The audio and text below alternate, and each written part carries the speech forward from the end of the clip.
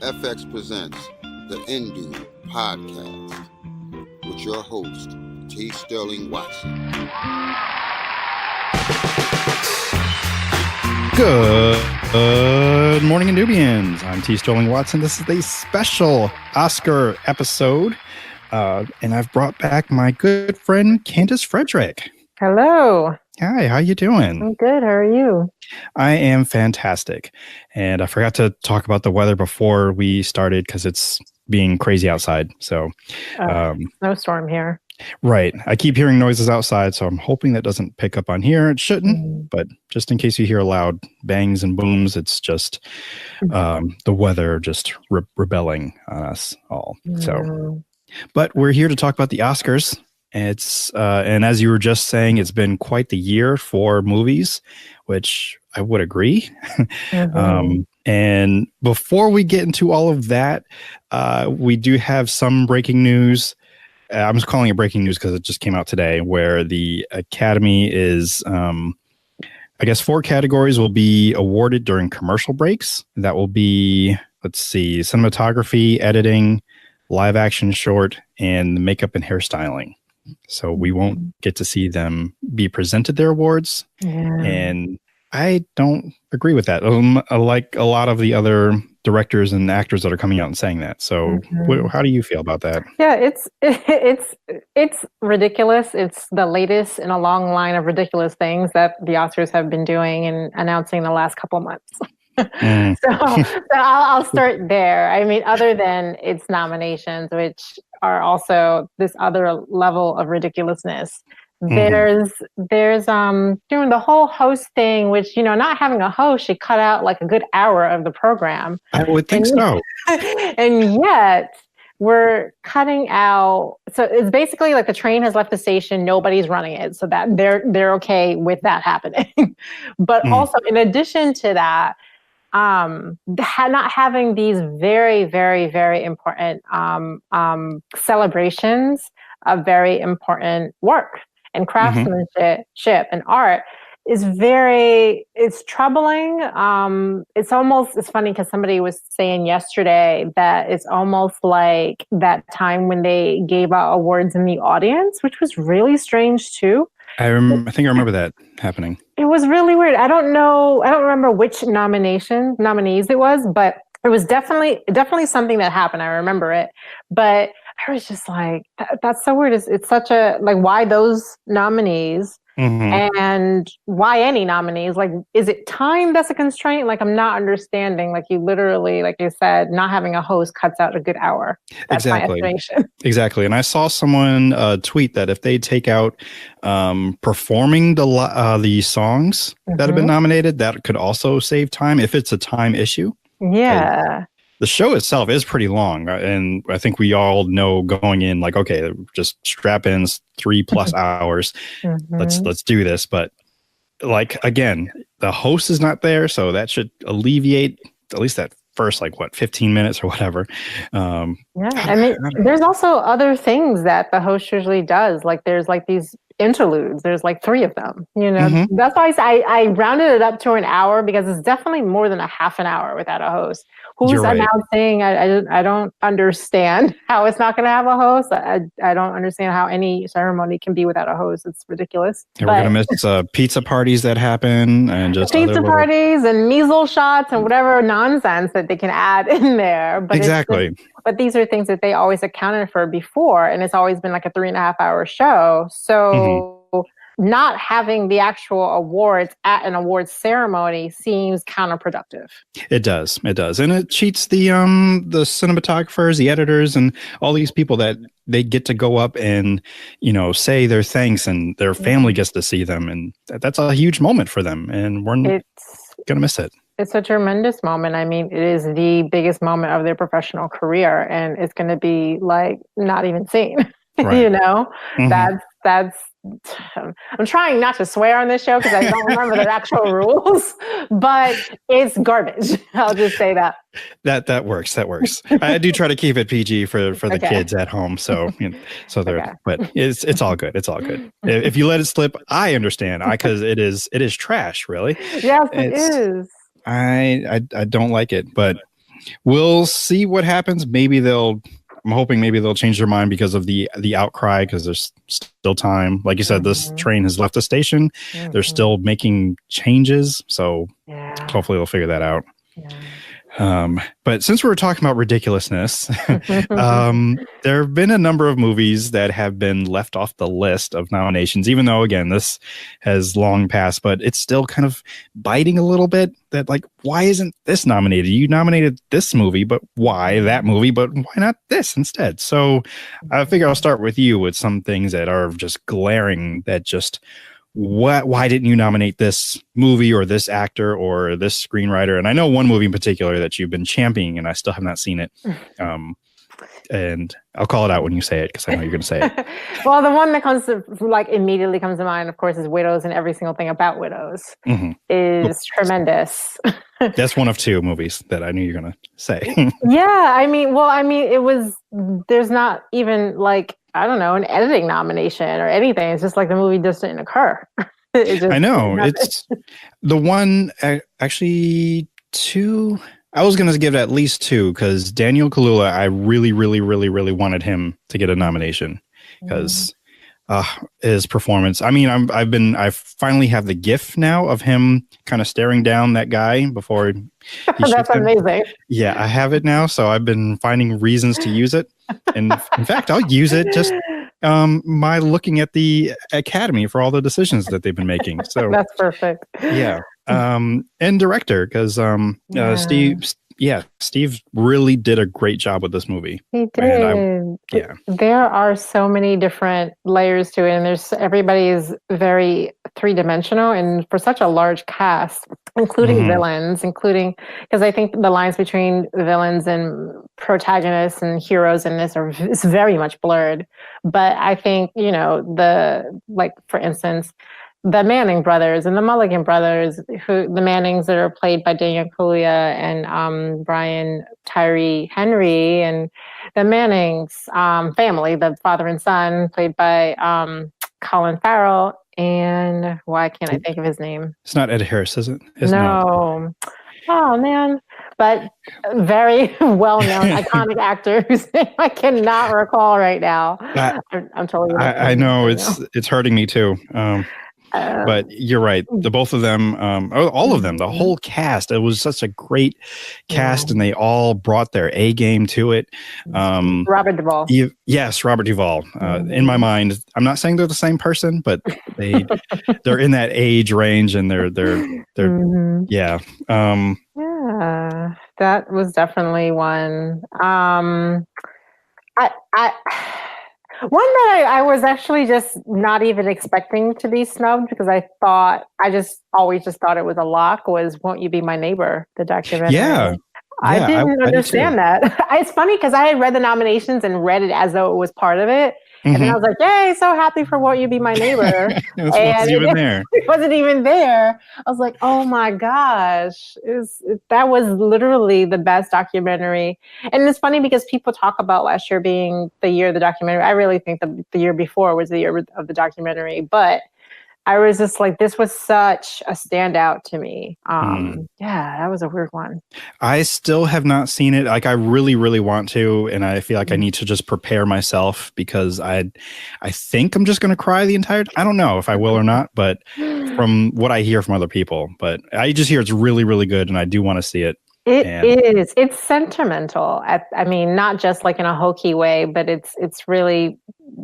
There's like a longing for this pure joy that can only really be found in children, that you ache for that, because there's, we're living in such a garbage society. And then like there's Mr. Rogers, who was the opposite of that. Yeah. The escape, the pure joy. And exactly. Oh man. Yeah. I really do need to look it up, because I've wanted to see it. I know I didn't get a chance when it was in theaters, and I think my theater was just weird about it. So. Oh man, yeah, totally do. Definitely look for that. Blind Spotting. That's the one. That's the one I was waiting for. You did mention. Oh my gosh! I mean, it's funny because it's just like it's become completely acceptable to not talk about blind spotting, and so I was just like, is that even like notable as a snub? Because it's like not even discussed as anything at all. in these circumstances. And it was, I saw the movie. I missed seeing it at Sundance last year, but I did see it in July of last year, and I was just like, it was one of those movies where I just was like, just plastered to my seat, like what just hit me. It was very, very, very good. Now, what would you want it to be nominated for? I mean, I maintain that it was definitely, I had it at number 7, the number 7 film of the year, but it is so good. Okay. Screenwriting for sure. Screenwriting is so good. I mean, I think out of everything, the screenwriting is impeccable. Okay. I will admit, I did not see that one either. I mean, I saw it was out, and like, I think I wanted to go in, well, pun unintended, I wanted to go in blind. I didn't really want to know that much about it. And I just think timing, something was happening at that time where I couldn't make it, but I will see it along with, Won't You Be My Neighbor? Yeah. Maybe not back to back. I don't know. One will make you mad. One will make you like delightfully happy and sad at the same time. It's too many emotions in one night, so I don't know if I could do all that. Yeah. It's definitely it would be an interesting double feature because it's an upper and a downer. Okay. If I do it and I'm just a wreck, then I will just point my finger at you and like, this is give me that gift. Fault. Give me that gift. Oh yes. Matter of fact, I should do that too, and then just so I can tweet that GIF at you, and then this is your fault. The ones I have is basically almost the same. Definitely Widows for best film. Brian Tyree Henry, I kind of want to give him a Lifetime Achievement Award already, just for this past year. He's great. Even the one movie that he was in that I was like, meh, and that being Hotel Artemis. But the fact that he's been in so many things last year, like just give him the Lifetime Achievement Award now. He did the best in 2019. He did because I mean 2018. 2018. I didn't think I was going to see it, but I was hoping I would have seen the supporting actor for Beale Street, just for that one scene he's in that just grips me. And I had recently seen it again. I'm like, wow, this is really, really powerful. Like, I just moved by that performance alone. I mean, I love the whole movie, but just that scene of him just talking and painting the picture, like, it's a stream of consciousness, and it's always from Brian Tyree Henry. There's always like this weird, like, you never really know which direction he's going to take something. Like, there I would even say moments in Widows where like he almost seems empathetic, and then he goes around and does something else, and then I'm just like, okay, well now no.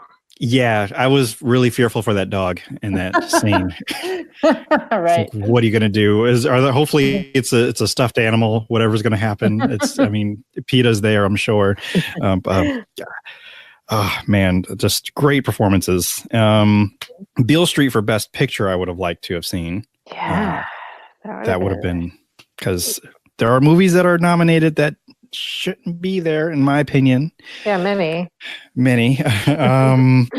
And with that, Barry Jenkins being Best Director nomination. Yeah, I'm not. I don't really understand either of those two omissions, because I mean the film is so luscious. It's so luscious, and that is the great word for it, actually, because I described it to people as it's a movie where it just washes over you. Like, you just go in and you just let it just roll over you, really, and because from the music, from just the scenery, and I had recently heard someone talking about how it makes smoking look cool, which I abhor, but like the way that just smoke just wafts around, like, this is perfect. This is just, it's, dare I say, cinematic, but it just really is. It's just great. It is. I mean, it just looks like an album cover.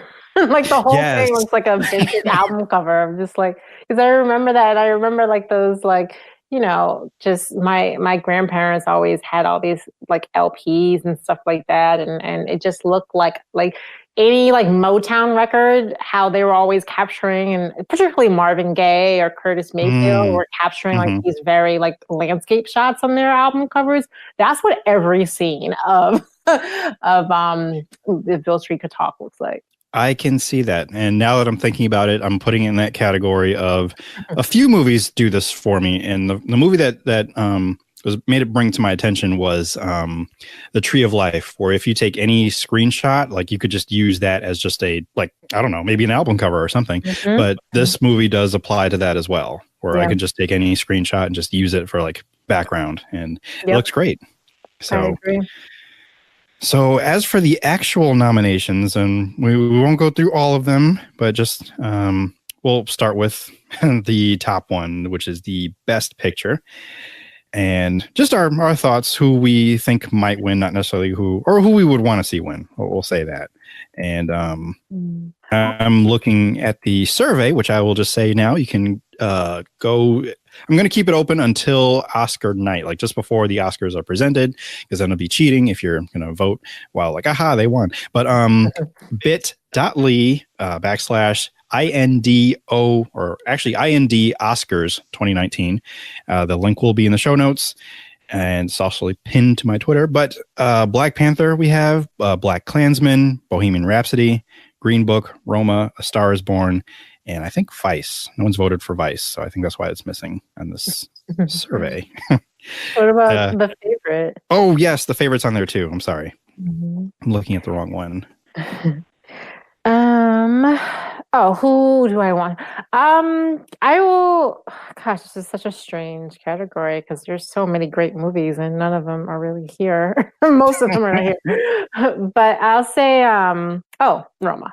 Yeah, I really Roma is another movie for me that really washed over me, and just I'm glad I took the time to watch it and just stop doing what I was doing, because sometimes I'll watch something, especially if I'm at home, and I'll try to multitask on things. And I did hear that if you do get the chance to see it in a theater, you should definitely see it. I did not. I saw it was on Netflix. I'm like, oh, simple. So I'll just watch it here. But yeah, it was really great, and I wouldn't be mad at all. Like, I would be happy if Roma won. Oh my gosh, that would be fantastic. Yeah, that I think it surprised me how good of a movie it really was, or is. I love Alfonso Cuaron and will watch anything he does. But it's such a wrenching film at times that also can go to really high levels of ecstasy and plummet into like bowels of despair. In such a rich, such a human way, which I don't think this is spoiling it for anybody, but there is a scene 3/4 into the film, and I keep telling people about, like, anytime who haven't seen the movie, I'm just like, at least watch this like sequence. It begins in a store, it pans into the political unrest on the street. It ends up in the hospital. And within those like 15 minutes, there's some of the best work I've seen all year. Yeah. I having seen it, like as soon as you said that, I knew exactly what you were talking about, where you're going, because that entire sequence is a lot. Like between that and I think the end. On the beach. Yeah, because not many movies make me want to tear up and cry a little and feel feels, but I was like weeping, and then I had to go like find my mother and just give her a hug, because it was just one of those kind of moments. So, yeah. And I hate saying that, because when I tell that to certain people, they're like, "Oh, is this going to make me cry?" I'm like, because that turns them off, and I don't want to turn them off. I really want them to see it. Yeah. So I am not really a crier, so I'm not the right person to judge. But yeah, I normally call those people robots, but I like you. You're good. I'm totally a robot. I'm totally heart of stone. I call myself like a black heart completely. But I will say that scene that I just described, particularly when it ends up in the hospital and how long they stay in the hospital, and you see everything. Right. Just like, oh my gosh. Yeah, that was really just, I was not expecting that. And that really just like, wow. Yeah. So yeah, I agree. See it for that scene and the end too. So looking at the list, I realized there's only 2 movies that I didn't see, mostly because I didn't really want to. Those 2 being Green Book and Bohemian Rhapsody. Both movies which I feel don't need to be on this list. I'm just putting it out there because... I mean, honestly, I really think only Roma, Black Panther, and The Favorite should be here, and everything else will leave. Yeah, I've seen everything else. The last one I saw was Vice, which I didn't hate, but I didn't really love it either. I like Christian Bale. I like how he just dives into roles and really just embodies them. But meh, I don't know. Yeah, so here's hoping that Roma wins, and of course, I will be ecstatic if Black Panther wins. I don't think it will, but that'd be amazing. Just people dancing in the streets like Obama won. That's what would happen. My mom will be leading the parade. She has been telling me about this movie nonstop for a year. As for Best Actor, the trend seems like Rami Malek would get it, but I wouldn't be upset if Christian Bale got it.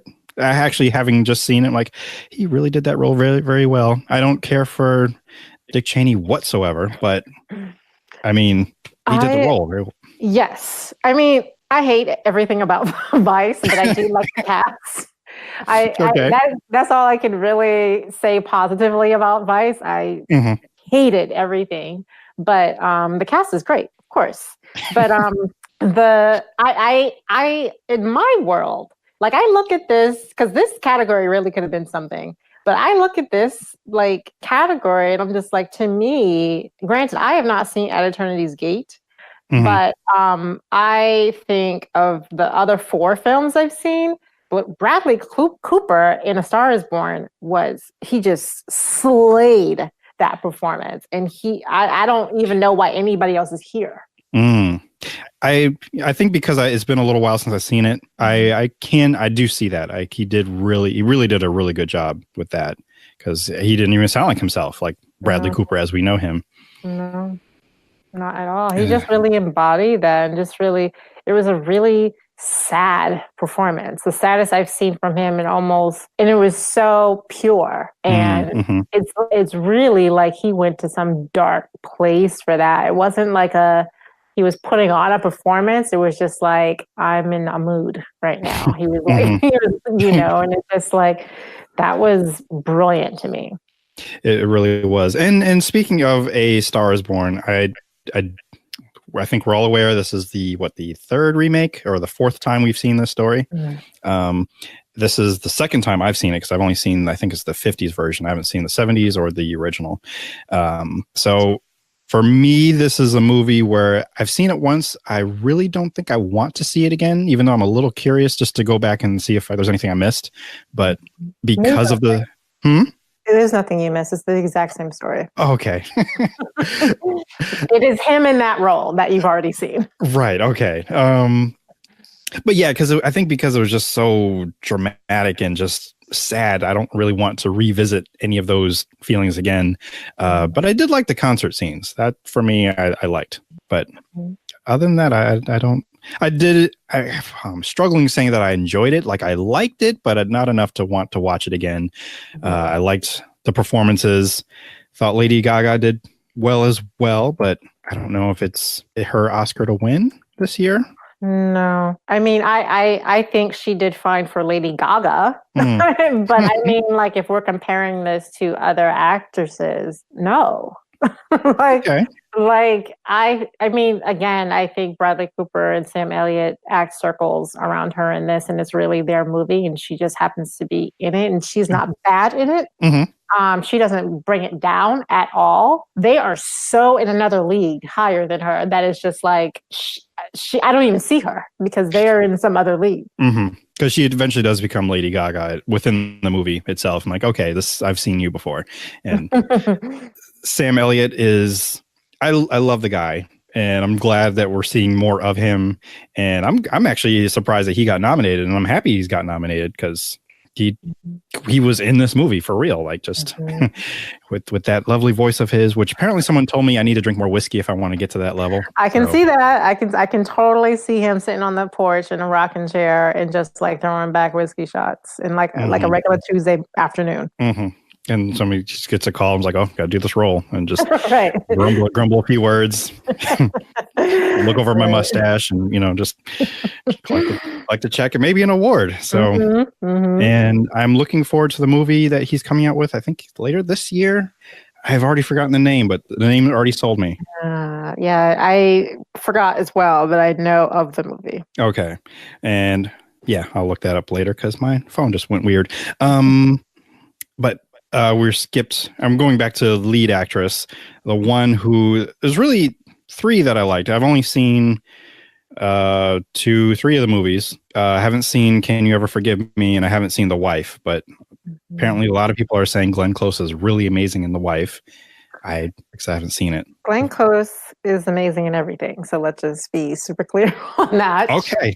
I will not argue that whatsoever. She's been amazing for decades, and I know younger people are just talking about her or that she just got here, but the woman has been amazing for decades. And this is just another one of those amazing performances. It almost, because it's so weird, when I watched The Wife very, very late after everybody did. I watched it, I think last month. And I was just it's a good movie and she's good in it, but I already expect her to be good in it. And so it's almost we're now talking about her in a real way. Oh, okay. Yes. Give it to her then. Because I didn't know that we were talking about, because we never give her things. We never give her awards for anything. But now we're talking about her as a real contender. And I'm yeah, do that. Okay. I'm torn between her and Yalitza, honestly. I also think Olivia Colman is great, but that's where I don't want to call it issue, but that's where I'm torn between those two, because I've seen those two movies and Olivia Colman is, I've seen her in a number of things now, from Broadchurch, and there's something else I've seen her in recently too, but I really like her. But Yalitza coming out of nowhere, I think she is a teacher. And he just pulled her out to do this role, and with no acting experience. And I just thought she made me feel feels. Like I said, this movie, Roma, just, yeah. So it's a toss up between the three of them. Yeah, those are the three that I'm seeing. I can, and they're such different movies, those 3 movies. So very different. But just very, very good across the board. So I would be happy for any of those 3. Okay. And I'm going to try to see if I can find The Wife before in the next 2 weeks, I guess. Supporting actor, we have Mahershala Ali, who has been winning, I think, in the last few awards that I've seen for supporting actor. Adam Driver, which I was meh. He's good in the movie Black Klansman, but I was kind of surprised he was nominated. I don't know why. I'm a big fan of Sam Rockwell just for most things that he's done. And he did win last year, I think, for the same category for 3 Billboards, which I did not like. And I felt that was one of those Oscars where here, this is actually for all the work you've done before this movie. Probably. Because that's just how I feel. But I really like Sam Rockwell, and I thought he was good in Vice as well. Again, this is going to the cast. We like the cast of Vice, just not everything else about it. Right. Yeah, and Richard E. Grant for Can You Ever? Oh, yeah, right. Yes. But now, have you seen that movie? Yeah. I was not as blown away as everybody else. It was and I think, I don't know, it's very interesting because it's a very dry movie. And it's very unredemptive, which is fine, but not what I was prepared for. And that I have to understand why I was looking for that. But it's refreshing that it's not redemptive, but it's I want to say sad in some moments, but this is just she is not a redeeming enough character to feel that type of empathy for, but you realize that you should check that feeling when you're watching it. Good to know. Yeah, to say Richard E. Grant is really good in it. I mean, I'm just going to continue to say Sam Elliott for everything because I actually never really paid attention to Adam Driver, and I'm still not really paying attention to Adam Driver, but he was fine in this. But I feel like if we're talking about Oscars, I should say more than your performance was fine if we're talking about an Oscar. You know? I agree, because I'm like, he's there. He had his role in the movie, so that's kind of how I felt. So I would be happy if it's either Mahershala, because I really love just him and everything he's doing. So if he wins, yay! But Sam Elliott would be a great surprise to take. I would love Sam Elliott. I like Mahershala Ali. Period. That's literally the only thing that I could say positively about Green Book. Everything else is in the trash. Yes. And I don't know if I ever will get, like, if I maybe be paid to see it. I don't know, because I have a pass for movies where I can just kind of go in and see them. But I don't know. But Sam Elliott is the man who killed Hitler and then Bigfoot. And so he deserves. Give him his flowers. Yes. Because I'm not sure that would be a movie, one that would be Oscar worthy, but give him an Oscar just for being in a movie starring that. That's funny. So supporting actress, which we've got Regina King. And she's just someone I just want always to win. And I'm putting it in the universe. I hope one day to meet her, just to say hi. I've met her. Is she splendid? She's splendid. She's like roses on a spring day. And I bet her smile is just even more radiant than it is on screen. She's very just nice. Oh, feeling all blushy inside. But yeah, that's really, for me, that's who I would want to win.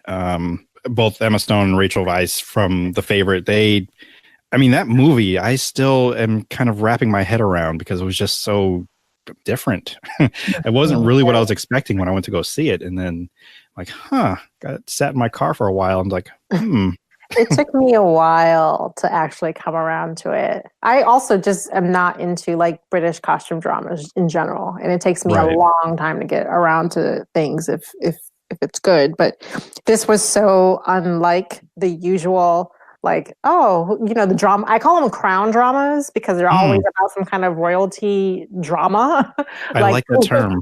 Who's like trying to get to the throne, and I'm like so bored with that. That's not interesting to me. But this is something else entirely. I agree, and I really like that term because that's normally what it is, or just some kind of just the fashion that kind of usually just turns me off. It's like it's too elegant, too radiant, too Victorian.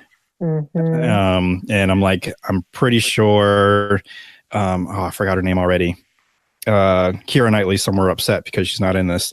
I know, this is her thing. In fact, there was two of them. There was this one and Mary Queen of Scots, and she was not in either one of them. Oh my gosh, she's usually always ready with her like big ball gowns and whatever those things are underneath the dresses to make them so gigantic. Exactly. And then normally those are the ones that end up winning like best costume. Oh, all the time. So yeah. Yeah, I you know how I feel about Vice, so I'm not even gonna name you Adams. But and I actually did not care for Emma Stone in The Favorite almost at all. Okay. But I'm very, very happy for Marina de Tavira because I was not expecting that. I think that she's very good in Roma, and I was just like, oh, I didn't think anybody else saw that. She really is, and I went into Roma not knowing anything about the plot at all, which I think is kind of good to do. And she is a character. Well, her character really comes out, and like, okay, she's this actress really does bring in, and even the kids. Like, I'm not annoyed by them, and sometimes I'm annoyed by kids. Yeah. So. I call them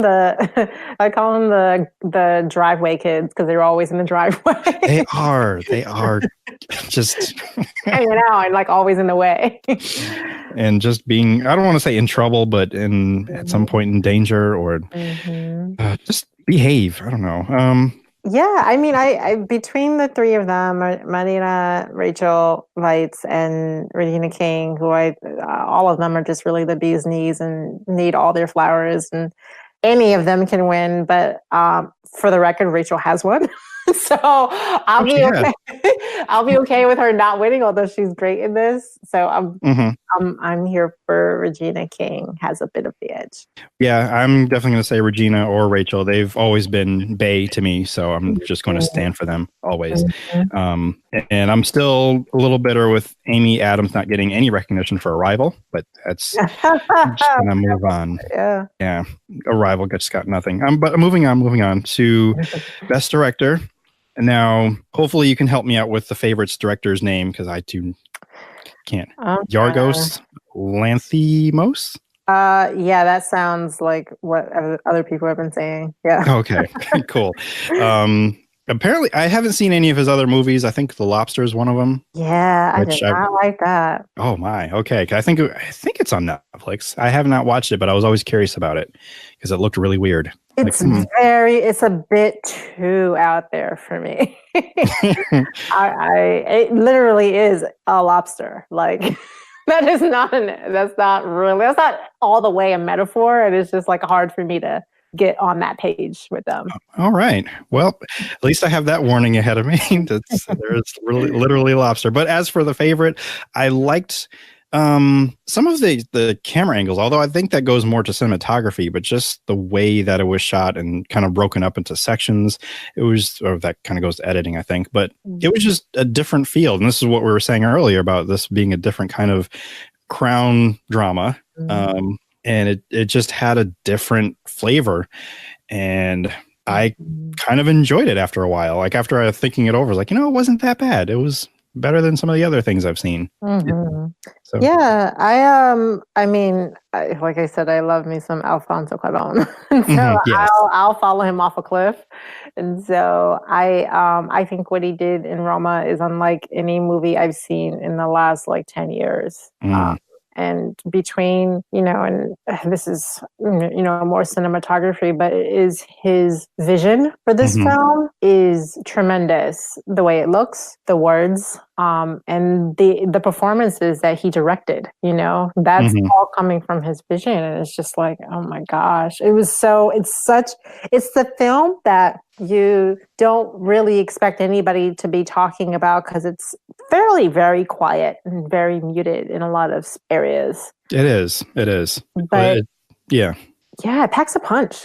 Surprisingly, because I didn't know what to expect. I just heard people talking about it. And I'm like, okay, let me go see what this is all about. And then I'm weeping on the floor by the end of it. So just curled up in a ball. Like, I can't believe all of that just happened. Like, what is this movie? What happened? Why did you do this to me? So, yeah. And I'm still shocked that this is Spike Lee's first nomination for director with all of the things he's done in the last forever. Yeah, I'm conflicted on that. It's nowhere near his best films. I would agree. Films. That's the weird thing. I'm just like, wow, womp womp. It's very womp womp. Like, why? I mean, and if he won, I feel like they'd be giving it to him because of his past work, not necessarily for this movie. If he did win. Yeah, that I will say, over Alfonso and Yorgos would kind of. I mean, I understand the historical context, but also Roma also has the cards are all stacked up against Roma for a variety of reasons, but it's fantastic and deserves this. Yes. Now, I'd be remiss if I did not mention Cold War. One of my best friends is Polish, so she was really just, championing this film. I have not seen it, and I'm actually not sure where to find it. I don't even know much about it, to be honest. It's, I did not. I was unmoved by this. Very unmoved. But again, I have no heart, so it takes a lot. But I will say I was moved by Roma. But Cold War, it's cold. So it was right there in the title. Yeah, I mean, it's it doesn't really it doesn't move me, and I kept on. I don't know. I didn't like this couple, and they are the central plot, and it's just like, oh, are we gonna like talk about them the whole time? Because well, it looks like I'm hoping Roma's the one that wins it, or I think we all are. And I'm just going to breeze through animated feature because I want Spider-Man to win because it has to. Because I have not seen it. Really? No, I have not seen it. The only thing I do actually have the opportunity to see Incredibles, since it's now on Netflix, and Isle of Dogs and Mirai. I do not have the opportunity to see Spider-Man. Oh wait, I have seen Mirai. Oh wait, yeah. Actually, Mirai. This is how important it is to me. Okay. Yes, I have seen that. It is actually a strong movie. Sure. Oh my gosh, I can't believe that I actually did see this movie. I was completely forgetting that I've seen this, but I actually really liked Ralph Breaks the Internet. I purposely haven't seen it because I'm a purist. I really want to see the first one first. And I had it recorded like on my DVR, but someone erased it. And I am distraught. So that's why I have not seen Ralph Breaks the Internet yet. But I've heard nothing but good things about it. It's fun. It's surprisingly deeper than I thought it was going to be. And I thought Ralph versus the Internet was good. Okay. But Spider-Verse, I really do hope you get to see it. Me too. Soon, because it's all the raving that's going on. It's like justified. And I've seen it now 4 times because it's that like, for me, the very first, like when it opens up like with Sony Pictures, Columbia Pictures, the way that they do that, I was already sold. The score I've recently found is on Spotify, and the music that's playing behind it and the opening titles, I was sold immediately. And then it just carries on, and it's taking it home. I have no doubt in my mind that it's going to win. The way people are talking about it, for sure. Yeah. Although, I mean, actually, I completely forgot that Incredibles 2 was nominated. I forgot that it came out last year. Yeah, I did. Forgot about that too. Because it was that kind of a year with all these movies that were coming out, and it's like, right, that did come out. So yeah. I will say regarding Isle of Dogs, I tried to turn that on, and instantly there are some really very sketchy cultural dynamics. Okay. That just instantly turned me off. I was just like, I can't today. And I think I had just watched something else, maybe like Green Book the day before, and I was like, nah, I can't do. I'm like, this is too much. I thought I was watching a dog movie, and I got to deal with this. So oh wow, that's. I think I've heard similar, but I have not seen it myself. And I was curious to watch it because I'd, just give it a shot because I did like Fantastic Mr. Fox. So I'm like, I still have not seen that. Oh, that one I would say is incredibly less problematic based on what you're telling me already. So, and it was an enjoyable story, and I would watch it again at some point. I bought it from my mother because she really loved it. So. I gotta see. I actually think that might be on Netflix. Maybe I can watch that tonight. Yeah, maybe it is, but it definitely is. I've been hearing it's the superior of these stop motion films that he has done, Wes Anderson. So, so it's the better one, I suppose. Yeah. Trying to, because I want to skip other categories because of importance, only just because of time. And I'm trying to see if there's any other ones here, or if there's any ones that you want to discuss. Well, I mean, just for the aforementioned thing that we were talking about, cinematography. Somebody has to talk about cinematography. Yes. Because we might not see them because they're not important enough to be televised. Right. I mean, I'm just gonna say what I've already said about Roma. I'm very team Roma, by the way. It's like all team Roma. Did we talk about screenplay? We did not, and that was the next categories. Okay. Because I mean, we definitely can talk about them because they are also important. You cannot have a film without it being written. So Right, without words. right, and this is the only one that Barry Jenkins has been nominated for adapted screenplay for Beale Street, and I think that's the one that I'm favoriting. I want to win because I want Beale Street to take all of the everything. Yeah, I cannot get through the Ballad of Buster Scruggs. I don't know even how to describe what I watched. It was really, and I'm like, I know people really come at me when I say this, but I like in the 90s. I would watch any Coen brother movie. I can't really tell you what's going on the last like 10 years. I really don't like most of the movies that came out. I think the last thing I really liked was No Country for Old Men. That was like early 2000s. Yeah, I think so. Yeah. Because I remember watching it and I think that maybe won some stuff, I think. Well, Javier. Oh, yeah. Yes. Which I know is a big draw for some people, but Oh, my man, yes. I did watch this movie. I watched all of it. I did not care for one of the stories within it because it was just boring, basically. Which one? It was the one with the girl who was traveling. Okay, yes. I think that was like maybe the weakest story out of all of them. But I definitely liked the first one because it was very silly, and I liked the song that was, and the song also got nominated too. The song that's in the first story. And I don't know. That one I did enjoy because it was just the lunacy of it and just the silliness. It's almost like a cartoon. And but not one that I would feel would win, but it was just different. I don't know. It was a different kind of Western-y type. Yeah. My dad, who likes Westerns, I think he attempted to watch it, but it was not what he thought it was going to be. So yeah. I'm like waiting for like another like Wyatt Earp, like Untouchables type of movie. Like those were like fantastic, I thought. Yeah, I don't know where those are. I heard that it died, but some people I guess are trying to bring it back, and I felt like that's what Tarantino was trying to do with Hateful Eight. So that's a good point.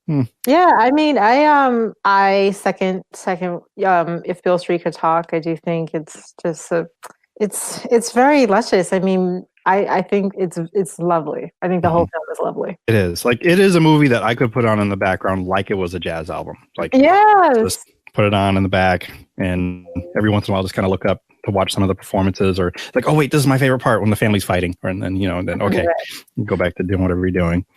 So as for original screenplay, I guess that would be Roma. Gonna go with that one. Gosh, it's funny. I have the screenplay for the favorite. I also have it for Vice and Green Book, but that I clearly don't care about either of those. Exactly, like. But I do have the one for the favorite, and I meant to actually read that because I actually love the screenplay for the favorite. But I don't know. I mean, maybe I only say that the favorite has a little bit of an edge only because Roma is so quiet that I think it's more watching people's expressions. And there's so much unspoken dialogue that I forget that there is a screenplay in a lot of it. I would agree with that because as I'm thinking about it now, I was like, there really wasn't much talking. There was talking, but there wasn't a lot of it. And like you just said, a lot of it was just action happening on screen, and just so many emotions being portrayed and felt through body language. And I'm going back to the hospital scene and thinking of that and just the watching of all that. That was such a long scene. I was like, oh, they're going to show everything? Yeah. We're not cutting. We're going. Okay. We're still watching this. Okay. This is still happening. I've never seen anything like that before. I was like, wow. Okay. We're very intimate. Oh, yeah.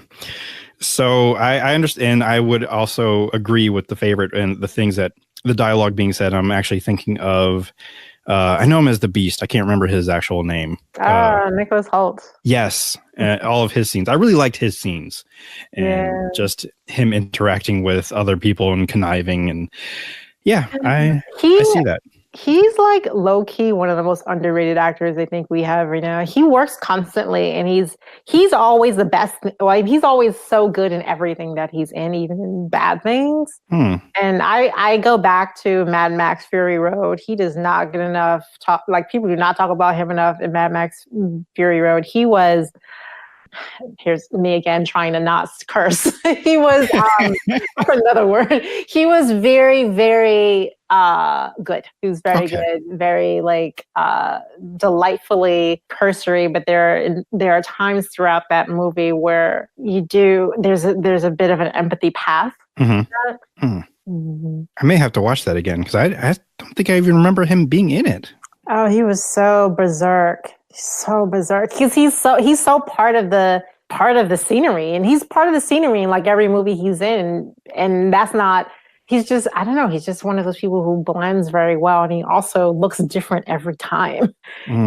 He's very like Mad Max Fury Road was very like with the chrome. Like he was like that. I call him the chrome guy because he was constantly like showering his body with metal. It was berserk. And even you just describing him makes me want to watch The Favorite again now, just for his scenes. So he's so insane and over the top and so catty. I loved it. I loved it so much. All right. I did want to look at best song or original song and score, but since I'm at score right now, there's Black Klansman, Black Panther, Beale Street again, Isle of Dogs, and Mary Poppins Returns. And once again, I would want to give this to Beale Street because, I mean, again, putting that on in the background, I have not listened to the score by itself. I know it's available out there. It's just so soothing, just washes over you. I love it so much. Yeah, I mean, it's funny because the second time I had seen If Beale Street Could Talk, it's funny because my mom and I have very, very, we're so very different, my mom and I, but she has a very different reaction to If Beale Street Could Talk than I do. It is not unfavorable, but it's not what I see. and but one of the things that we do agree on is the music, you know, and it's just so, and I noticed it the second time that I had seen it, because I think the second time I already know what's going to happen. So I'm not really like glued to every line of dialogue. Right. While watching other things. And I'm like, oh, this music is really good. That's what I was doing too, where I was like, okay, I know what's happening next. And I'm able to look at like how their wardrobe is matching the scenery itself. Yeah. And just attention to colors and details. I'm like, this movie is so amazing. Yeah. Though I will say, I mean, I love the music in Black Panther. It's interesting with Black Panther. It has words because I always talk about like soundtracks that don't have words, and that seems to be like what the Academy seems to prefer in like the last over a decade. But both If Beale Street Could Talk and definitely Black Panther, that is like a cassette tape that I would have gotten in the 90s, like just for fun. Yeah, and I still have not finished it, but I believe there is a mixtape of the score and I think Outkast songs where they mixed it. I did not know that. J period, I think his name is. I don't remember. I have it somewhere. He released it for like a zip file and you could download it, and I downloaded it. So if you want, I can share it with you later. Yes. But yeah, I definitely really enjoyed the score because I remember coming home after one of my screenings of the film and like, let me just take a look into the score. And I think it might have been Killmonger's theme, especially with him coming into the throne room and it's upside down, or that shot starts upside down and it flips right side up. Well, you know, I mean, we didn't talk about this because I just remembered it right when you just said it. I think Michael B. Jordan should have totally had a nomination for his role in that. And while we're at it, Russell Hornsby should have had a nomination for The Hate U Give. Okay. I have not seen it. I think I was afraid that one was going to get me in my feels. I'm like, this one, I'm not sure if I want to subject myself to this. But it's one of those movies kind of going back to the theme. One of the things that I love about If Beale Street Could Talk is that it's love above all the again, with not saying a curse word, is love above all the messiness and the atrocities that we see constantly, often depicted in Black dramas circa today. And that is also kind of a lesson in The Hate U Give. Okay. Well, you've convinced me to come around and to give it a chance. So I won't like shy away from seeing it, because if it has like a positive overallness to it, then I'll, give it a shot. Trying to make me feel all these feels. Be using that gif a lot on you. It's like, okay, she told me to watch this movie, and now look at her. Yeah. Now look at me, just a ball of just emotions. And because it's not important enough to be televised, we'll talk about makeup and hair. And I've not seen Border, but I've only seen Vice out of these 3 nominations, and they did a good job making everybody look like how they're supposed to look in Vice. But yeah, I mean, I hate Vice, but yeah, I do. But I will say, I think I have Border somewhere in my house that I need to dust off and actually watch it, because I have not actually seen Border.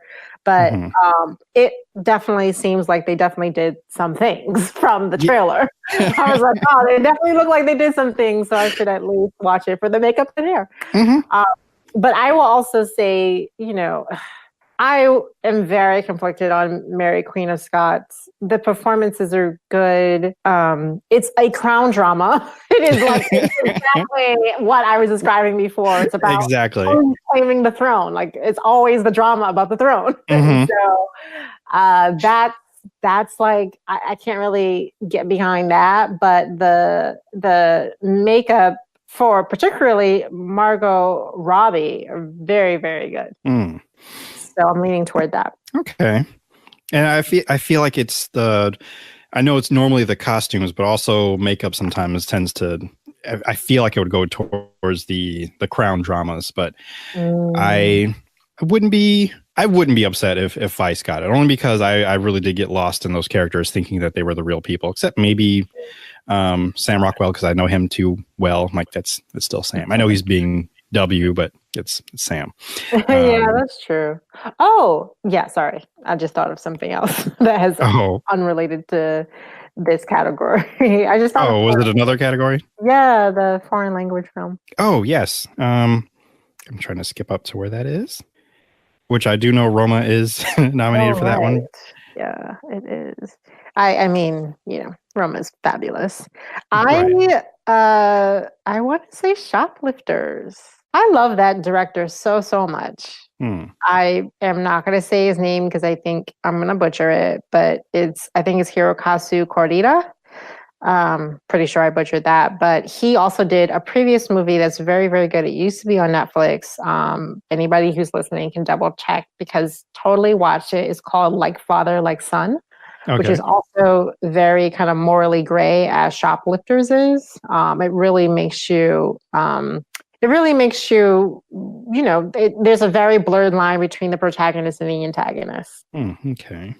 I will look it up to see if it's there, because I actually been getting into these morally ambiguous kind of like Widows, where you can't really tell, is it good, is it bad? Because it's like us.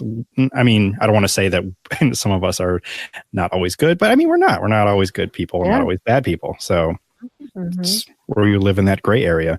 And I like some of those movies where it's difficult to define if you are a hero or a villain. So it's funny. I was talking to somebody about Shoplifters earlier today online, and she had a very different, I mean, we both liked the movie, but she favored one particular set of characters and I favored the other, only just on principle.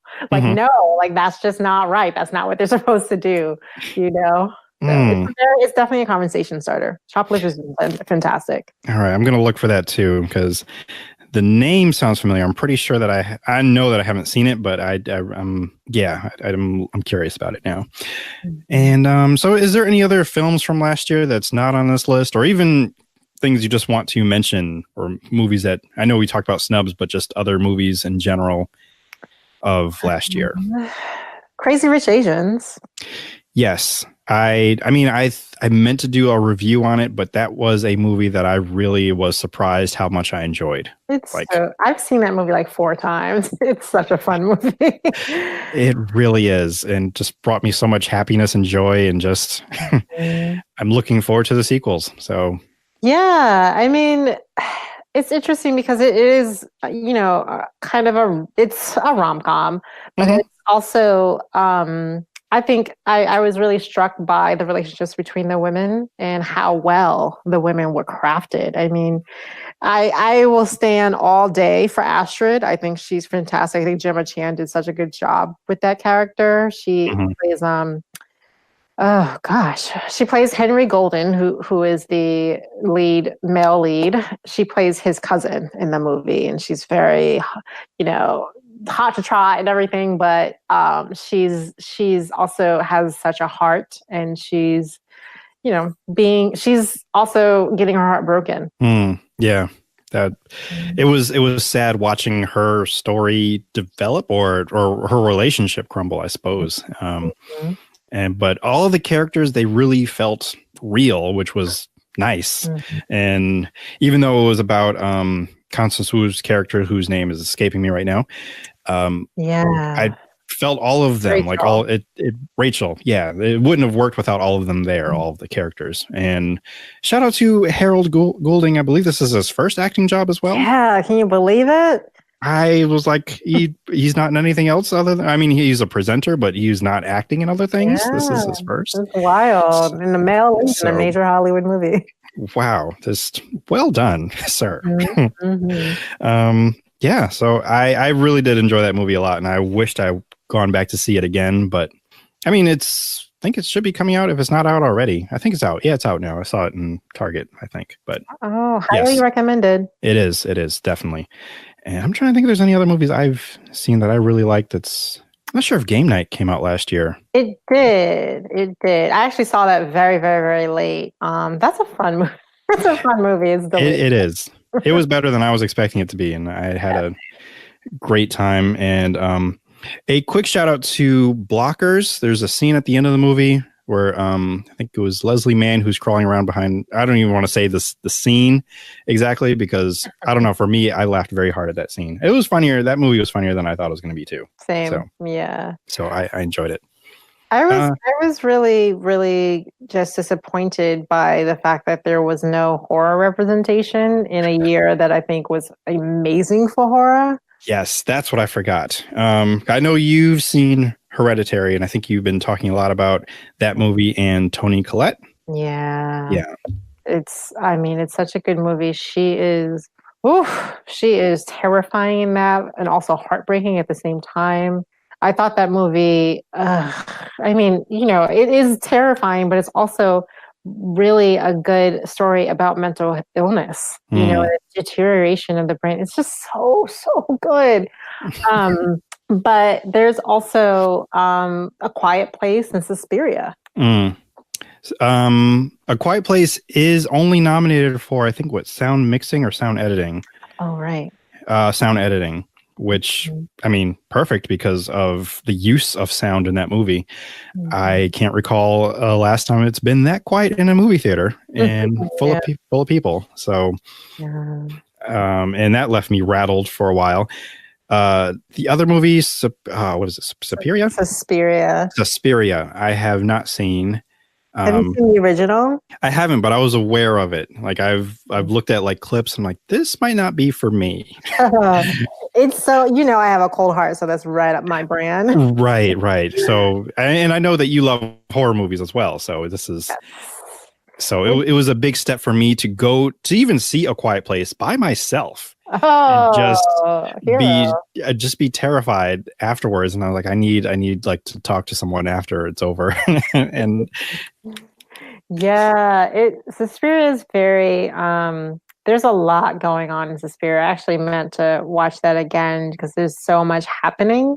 It's a very gorgeous film. I mean, it's I don't know if you've ever seen any of Dante or Dario Argento's other films, but he Luca, who directed this version, does retain that really pretty goth gorgeousness of just petrifying evil.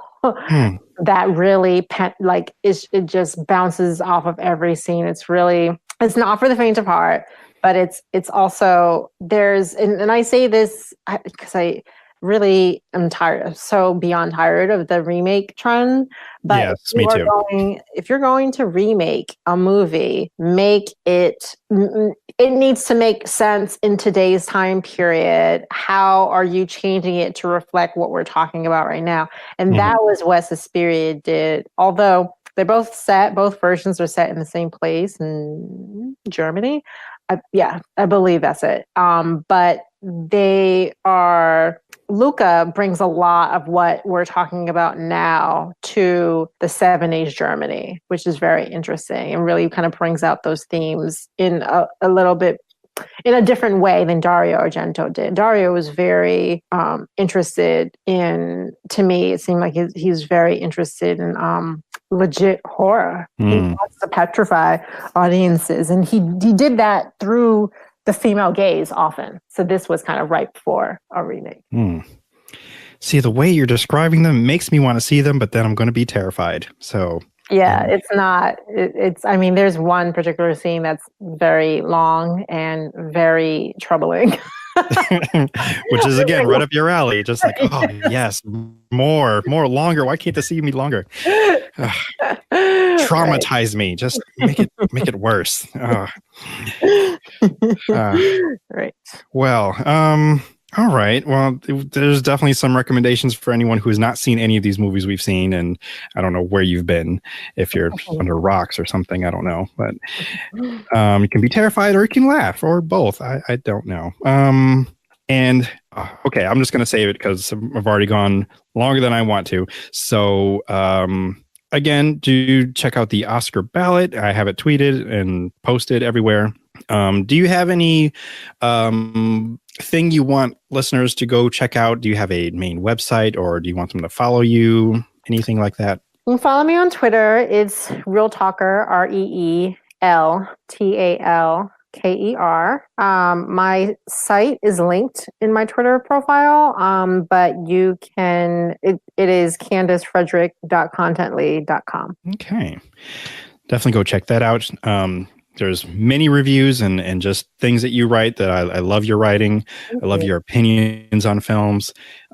You're one of my favorite movie critics out there. So when you recommend things, I do take them to heart. It's just when it comes to the horror ones, I'm like, okay, I'll put it in a list of the days I'm feeling brave, the days where it's sunny outside and I'm able to control the volume of the TV. So good plan. Those are my usual conditions, although it doesn't always work because when I saw the original The Haunting, it was a sunny day outside.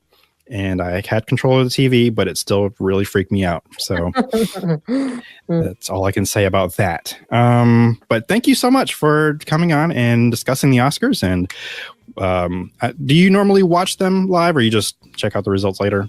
Oh, no, I have to watch them live. You have to watch them. Okay. So more than likely we'll see each other on the Twitter streets on that particular night. Yes, as I will snark and snide my way through the award ceremony. Okay. Well, thank you again so much. And thank you so much for listening. This is the Indue Podcast. Thank you so much for stopping by and pressing play. And remember, if the world didn't suck, we'd all fall off.